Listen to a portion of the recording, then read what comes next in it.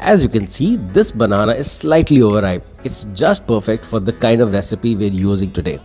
Also, the fibers on the sides that you're seeing, these should not be discarded. A lot of people throw them away thinking that this is also part of the peel, but no, this fiber is going to help your gut. It's going to help you poop better, so don't throw it away. Besides this slightly overripe banana and its fiber, I've also got some cashew nuts, some oats, and a few cardamom pods.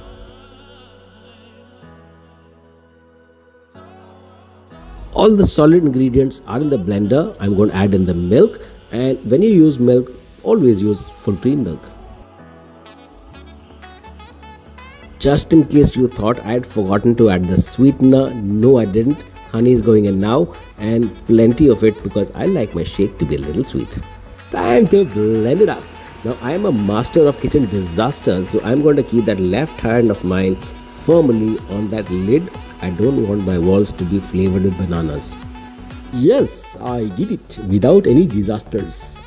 The next step is relatively easy. You just need to pour it into a nice big glass. To make this a little more fancy, I'm going to top it up with some granola, which has hazelnuts and chocolate nibs.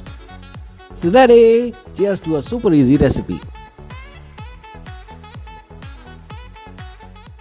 That recipe was easy, wasn't it? Time for you to get into the kitchen and start making this now. And when you do that, don't forget to take a picture, tag me on Instagram, and leave a comment here. And if you haven't subscribed till now, please subscribe. I'm Chef Jafir. I'll see you soon.